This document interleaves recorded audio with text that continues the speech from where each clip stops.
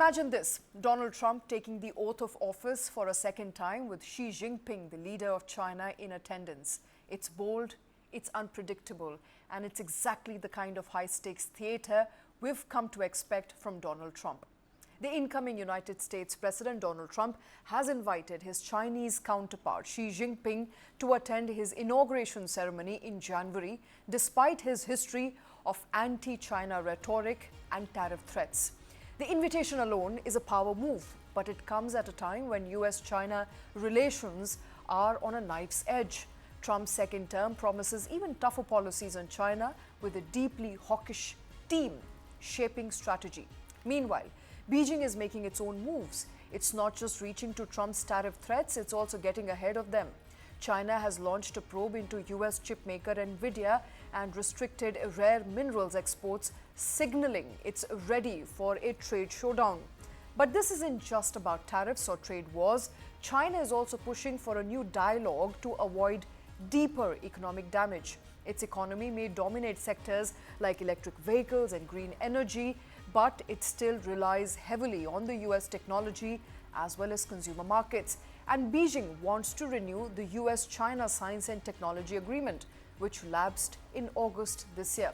So, is this the art of deal in action? Trump's bold moves could disrupt status quo and force China to the negotiating table. Beijing, for its part, has new carrots to offer, like increased purchases of U.S. oil and gas. But there are plenty of sticks too. Trump has pledged new tariff ties to fentanyl flows, echoing China's own tactics of economic coercion. It's a dangerous game with high stakes for both the nations. Ultimately, this isn't just about trade or technology, it's about global influence and the balance of power in 21st century.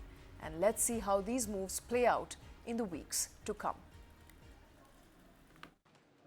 U.S. President-elect Donald Trump on Wednesday invited Chinese President Xi Jinping to attend his inauguration in January. That's according to a CBS News report on Wednesday. It said that Trump invited Xi right after the November 5th election, but it's unclear if he accepted. It would be unprecedented for the leader of China, a major U.S. rival, to attend a U.S. inauguration. The Chinese embassy in Washington did not immediately respond to a Reuters request for comment. Trump said in an interview with NBC News last Friday that he and Xi got along very well and recently communicated. However, he has picked several China hawks for key posts, including Senator Marco Rubio as Secretary of State. Trump said he will add a 10% tax on Chinese goods if China doesn't do more to stop the illegal trade of the drug fentanyl. He also warned of higher tariffs, over 60% on Chinese goods, during his campaign. In November, China warned of a possible trade war if Trump makes good on his campaign pledge to raise tariffs. So are U.S.-China relations up for improvement, or is this just negotiations ahead of Donald Trump taking oath on 20th of January 2025? Joining us on the show is Ambassador Suresh K. Goyal, former Indian diplomat. Also with us is Professor Swaran Singh, Center for International Politics, Organization, Disarmament, JNU. Gentlemen, thank you very much for taking time out. I want to come to you, Ambassador Suresh, first. Over the last 6 to about 8 months, we heard of Donald Trump time and again going after China and speaking in what many would call as an anti-China rhetoric. There seems to be a U-turn of sorts now, and it hasn't really happened any time in the past where a Chinese premier was seen at the swearing-in ceremony of a U.S. president. Shweta, you're quite right. I mean, in fact, not even China, but we have not seen any world leader coming to the inauguration ceremony for the US president, at least not in my memory, that anybody has come for the inauguration of the US president. In fact, if I may dare to say so, in the Chinese parlance, going to the coronation of the king, and I'm talking on the basis of history, going to the coronation of the king, the Chinese emperor in Beijing, would be the recognition of the tributary powers over those who attended. And therefore, in the minds of Xi, in Xi's mind, And for the Chinese, the honor really is very, very important. That factor would be coming to play. That is point number one. Point number two, in fact, at one of your shows in the past, I had said clearly that Trump is a businessman. For him, uh, nothing stays really either permanently enemy, permanently friend. He makes a deal. And therefore, if he sees that it is in his favor to make a deal with China, he will not hesitate to do so.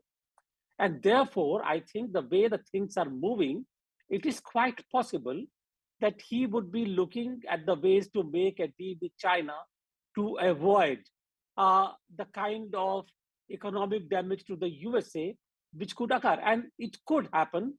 There are several economists who have given the opinion that any tariff war with China could result in the dollar depreciation, which will go against the American economic strength. And therefore, I am thinking, it's my thought, that eventually Donald Trump would look for a ways to make a deal with China, whether it happens now or later, is a matter of time. And I think this is the way we must look at it, not as a permanent kind of conflict with China, but on how to balance with China and how to hedge with China, both globally and in terms of bilateral trade relationship. Okay, so, Shweta.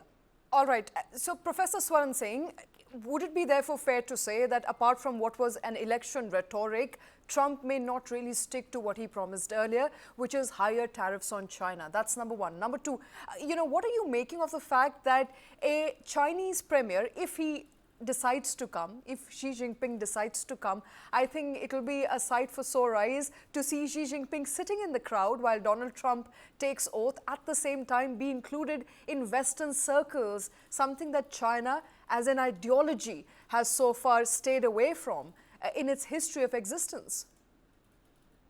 Shweta, Ambassador Goyal beautifully brought about the Chinese mindset in which going to such an inauguration will be seen similar to King's coronation.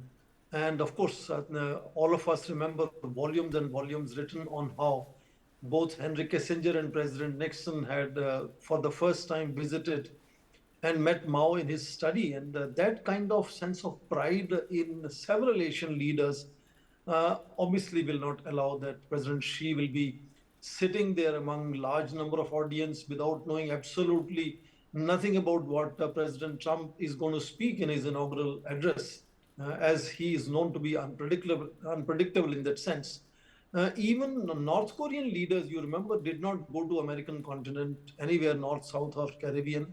It is thrice President Trump who had come all the way to Asia to have three summit meetings with Kim Jong Un. So that part is understandable. More curious to me will be whether the entire elite of American politics that will be sitting there will be happy to see their adversary, enemy, systemic challenge, and the leader of a country that worries them all the time sitting among the guests there with them.